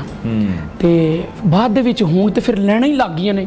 हुण तो माशाअल्लाह 2 शादियां मेरियां पाकिस्तान च ने, एक शादी मेरी इटली दे विच, 3 वाइफ ने और चौथी दी मैं तैयारी कर रहे हो। अच्छा, ठीक हो गया। अच्छा, तो ये सफ़र शुरू कैसे हुआ? ये आइडिया कहाँ से जनरेट हुआ? क्या वो मोमेंट था और इस सब के पीछे है कौन? इस सब के पीछे एक ही बंदा है जी, वो मेरा बड़ा भाई है। मेरे भाई ने मजावर बासरगोदा, तो उन्होंने बड़ी स्ट्रगल की है। मैं डिग गया सा, उन्होंने मैंने चुकया। साढ़े कोल कोई 3-4 मरले का प्लाट सी, वो वेच के मैनू उन्होंने डंकी च भेजा। मैं कहा यार रिश्तेदार गए तुसी बाहर? जी डंकी। किहड़े हालातां च? मैं बहुत ही भैड़े हालातां च गया जी। अच्छा। और डंकी मैं वीज़ा लवाया सी ईरान दा। ठीक है। ये पूरे 3 दिन का वीज़ा लगता है। वो जो 3 दिन का वीज़ा लगता तुसी इंटर होना होंदा है। मैं इत्थों लाहौर आया, तुहाडे शहर लाहौर तो ट्रेन ते बैठा। अच्छा। कोयटा उतरिया, कोयटा तो उतर के मैं ताफ्तान बार्डर गया। ताफ्तान बार्डर तो मैं इंटर होया, पासपोर्ट ते वीज़ा लगा सी। पहला जैदान शहर है, उस तो बाद तेहरान शहर है, तेहरान तो अगे फिर डंकी शुरू होगी। ठीक है। बार्डर तक लोगों ने डंकी का नाम सुनया लेकिन मैं अपनी अखां दे विच बंदे मरदे वेखे ने। बिल्कुल, और ये गलत है, ये एक मैसेज है जो हमें शायद कन्वे भी करना चाहिए कि इस तरीके से नहीं जाना चाहिए, अपने प्यारों को भी छोड़कर। बहुत से लोग, जैसे आप भी बता रहे हैं कि बहुत से लोग फिर उनको अपनी जान से भी हाथ धोना पड़ा है जी। ਜਿਹੜੇ लोग डंकी लगाते हैं अगर वो रस्ते च मर जाते हैं ना, वो सिर्फ एक बारी मरते हैं, उन्हों की वालदा सारी जिंदगी तड़फती रहती, उन्हों की भैन जी सारी जिंदगी तड़फती रहती है। और ਜਿਹੜੇ लोग पाकिस्तान दे विच रक्षा चलाते हैं, अगर वो 1000 रुपया कमाते हैं तो शाम को अपनी बच्चों के कोल बैठते, बिल्कुल ऐसे फैमिली के पास हैं आप, तो जो डंकी ला के जाता है और डंकी दे विच अस्तगफिरुल्लाह जेंट कदी भी सीधी गल नहीं दसदा। मैं वो लोग वेखे ने कि जिन्हां दे तन दे उत्ते बर्फ पई और दब गए ने बहुत ज़्यादा। और ऐसा भी डंकी दे विच सिस्टम आ जाता है कि पानी एक छप्पड़ नुमा जिन्हों असी गंदा पानी कहने बारिश का खड़ा होंदा है, वो भी पी के असी गुजारा किया है। और जेंट तुहानू यही दसेगा कि जी तुसी 10 कदम पैदल चलना है, तुसी 20 कदम पैदल चलना है, वो झूठ बोलते हैं। 2-2 दिन बंदे नू पैदल चलाया जाता है और बंदियां दियां लत्तां दे विचों इस तरह आवाज़ आती है जिस तरह कोई गड्डी खराब हो जाए तो दी सीटां दी आवाज़ आती है। ठीक है। और जुल्म होंदा है जिथे डंकी दे विच सब लोग होन, अगर जेंट पिछे वे तो फिर कोई पिछे रह जाए तो मारते ने डंडे नाल कि तू चल। फिर पहाड़ी है, अमाको दी पहाड़ी है, जो भी रास्ते बीच में आ रहे हैं, समंदर भी आ रहे हैं, दरिया भी आ रहे हैं, नदी नाले भी, जंगल भी आ रहे हैं। ठीक है। तो ये जो नाम आपने रखा शैदो वेला, जी, ये वेला नाम किसने रखा? और फिर इस वेले ने मेरा ख्याल पैसे भी बहुत सारे कमा लिए, वो भी बता दें। ये वेखो जी, पैसे मैं यूरोप च मेहनत भी करता वहाँ, ठीक है, मैं एक फैक्ट्री च जॉब करता वहाँ, ठीक है। और दूसरा सोशल मीडिया का जितना पैसा आ रहा है मैं गरीब घर ने उन्होंने डोनेट करता वहाँ, ठीक है। और जो मेरा मंशूर ये वे कि मैं हर गरीब की मदद करी, क्योंकि मैं खुद बहुत गरीब घर नाल तलक रखदा और अजे भी गरीब हाँ यूरोप जाके भी। और शैदू वेला जदों मेरी माँ आई तो उन्हें कहा जी तेरा रिश्ता मंगया, तो उन्हें कहा जी वेला है तो ये किसी काम का नहीं है। जदों मैं बाहर गया पैसे कमान लग पे, फिर मैं वेला नहीं रहा। फिर एक कंप्यूटर सी जिहड़ा मैनूं कहंदे सन कि शैदू पढ़िया लिखिया नहीं है, फिर मैं 4 लफज ABC दे याद किए। फिर मैं इस कंप्यूटर ते खड़ा होके काम वाली जैकेट पा के मैं एक दुनिया नूं पैगाम दिता, सिर्फ 1 मिनट दा होना। उहदे च मैं क्या सी, हर शरीको अम्मा रिश्ता लैन जाती सी, शैदू वेला शैदू ने खट्टू है, शैदू नूं अलिफ बे नहीं आती। अज शैदू इटली आ गया, हुण शैदू यूरो कमांदा है, हुण शैदू इंग्लिश लिखेगा ABCD। ठीक। उहदे विच मैं दस्सिया कि अज मैं अनपढ़ भी नहीं, मैं ABC भी लिख रहा, अज मैं पाकिस्तान भी नहीं, अज मैं इटली च भी हाँ, अज मैं यूरो भी कमा रहा। तो जो यूरो कमान लगे ना इधरों रिश्ता इधरों रिश्ता, वो कहंदा ना भुखे दी बारिश हो रही है ते हले भी तुसी कह रहे हो तुसी गरीब हो ते 3-3 ਤੁਹਾਡੇ ਵਿਆਹ ਨੇ, भुखे दी चौथे दी तुसी तैयारी कर रहे हो। भुखे दी मर गई मां ते कौन लैंदी पिंड च ना, जदों भुखे सा उदों कोई रोटी नहीं सी दिंदा, अज जद रोटी खाने ते हुण होर जैलस हुंदे ने, इन्ना पैसा आ गया, गड्डी आ गई।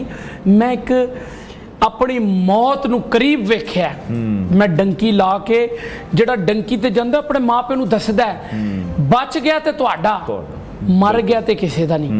तो यह सारी स्ट्रगल के पिछे मैं जो वीडियो पाई है, फिर वो वीडियो मिलियंस बिलियंस गई है और जी अल्लाह ताला ने शोहरत दी। नहीं बिल्कुल ऐसी है जिस तरह से आप डंकी का भी जिक्र कर रहे हैं, और ये मैसेज हम अपने नाज़रीन को भी कन्वे करना चाहेंगे जो हमें देख रहे हैं कि शैदो वेला का जो सफ़र है वो बड़ी मुश्किलात से शुरू हुआ है, और एक गलती की बुनियाद पर ये गलत फैसला ही था इनका भी, जिन एजेंट्स ने इन्हें वर्गला कर इस तरह से भेजा। तो इस रूट के थ्रू कभी भी किसी को भी किसी मुल्क नहीं जाना चाहिए, अपने माँ बाप का सोचना चाहिए, अपनी फैमिलीज़ का ज़रूर सोचना चाहिए। ये मैसेज में साथ साथ में कन्वे करना चाहूँगा। अच्छा, प्रदेश की जो ज़िंदगी है बड़ी मुश्किल होती है, आसान नहीं है। यहाँ पर बैठ कर लोगों को लगता है कि जो प्रदेश में है वो बड़ी ऐश कर रहे हैं, बड़ी मौज कर रहे हैं और बड़े यूरो पाउंड ते डॉलर कमा रहे हैं। ऐसा नहीं है। प्रदेश दे विच जी जिहड़ा सैट है वो सैट है, और यह हकीकत लोग नहीं दसदे। प्रदेश च ऐसा भी हिसाब है कि बंदा सालन जिहड़ा है वो गर्म भी नहीं कर सकता, क्योंकि गोरे दे थले काम करना तो गोरा नहीं वेखदा चिट्टा रंग, गोरा वेखदा वड्डे वड्डे डब्बे वाला काम। गोरा सिर्फ और सिर्फ तुहानू यूज करदा है, वो तुहानू अगर यूरो दिंदा ते तुहाडी जान कढ लैंदा है। प्रदेश दे विच इतवार वाले दिन फारग हुंदा बंदा, छुट्टी जे कपड़े भी धोने, रोटी भी पकानी, फिर बीवी नूं भी कोई झूठ मारना, ते ये सारा सिस्टम बड़ी वड्डी स्ट्रगल है। लोग कहंदे ने कि परदेसी खुश ने, नहीं ते आखदा ना भी बंदा कौन किसे नूं कुछ दे सकदा है। एक सिर्फ दुआ कर सकता है होवे सज्जन ते सज्जन दे रूप के अंदर सारी उम्र वफा कर सकता है। मंगना ही ते सुन रब कोल मंग जेड़ा असल अता कर सकता है, जेड़ा खूह विचों कढ़ के यूसुफ नू सारे मिस्र दा शाह कर सकता। अच्छा, यही मैं अब आपसे पूछने वाला था कि ये जो पोइट्री है जैसे आपने कहा पढ़े लिखे नहीं है, लेकिन फिर ये शायरी का शौक कैसे हुआ, ये शेर कैसे याद हुए? पोइट्री जी है जी उहदे विच उर्दू लिखी जाती है ते उर्दू तो हुण मैं माशाअल्लाह पढ़ भी लेना लिख भी लेना और मैं दौड़े इस कदर लिखदा वां हालात तो मजबूर होके मैं दौड़ियां दे विच हालात दसदा वां कि इंसान ते जदों बुरा वक्त आंदा बुरा वक्त नहीं हुंदा, वो मेरे रब दी एक आजमाइश हुंदी है जिहदे विच इंसान पास हो जाए तो फिर अगे रब दियां रहमतां ने। तो मैं इस दौड़ियां दे विच हकीकत दसदा वां कि जिंदगी किस तरह गुजर। ये सुना दें, फिर हमें भी कुछ सुना दें। मैं दस्सिया सी एक दौड़ा ये भी है कि जेड़े अज ताईं अखियां ख्वाब वेखन सानू वो ताबीरां नहीं लभियां, साडे हर किसे हौसले पस्त कीते किसे पासों धीरां नहीं लभियां। अल्लाह जानदा कितने रांझियां नू इत्थे आदल हीरा नहीं लभियां, दिल करदा है हथ वडवा छड्डां तेरे नाल लकीरां नहीं मिली। वाह क्या बात है। अच्छा, वीडियोस जब हम आपकी देखते हैं तो उसमें तो जो लाइफस्टाइल आपका है वो बड़ा अमीरों वाला लग रहा है जी, ठीक है, तो असल जिंदगी में भी ऐसे ही है जैसे आसपास फिर हम देख रहे हैं कि वहाँ की जो गोरियां हैं वो भी आपकी वीडियोस में आ रहे हैं, उनसे क्या कह के उनको वीडियोस में ला रहे हैं अपनी? ओ जी मैं अपने रिश्तेदारां नूं धोखा दे रहा। अच्छा। मैं किसी भी कुड़ी नाल खलोना ना जदों कुड़ी नाल मेरी गलबात होंदी वीडियो ते नाल ही मैं चेक करदा मैं कि गड्डी केड़ी ब्रांडेड खड़ी हुंदी, फरारी खड़ी हुंदी है। अच्छा। नाल ही मैं गोरी नूं हथ पाना एक फरारी रखदा, ठीक है, इंज वीडियो बना रहा नाल ही 2 मिनट बाद एक इटालियन आया उन्हें क्या वीआ कि उन्हें क्या कि मेरी गड्डी तो परे हट जा, यकदम डर गया, फिर मैं वीडियो कट देना। अच्छा। फिर जी दूजी फरारी दी बनी हुंदी वो चाड़ देना। गोरियां नाल वीडियो बनाना मैं अपने पाकिस्तान का नाम जिहड़ा ना बदनाम नहीं कर रहा, लेकिन मैं गोरियां नाल वीडियो मजबूरी च पाना शरीकां नूं साड़दा वां कि शरीक कहने ते कोझा सी ये ते निकम्मा सी इनू को मुंह नहीं सी लैंदा।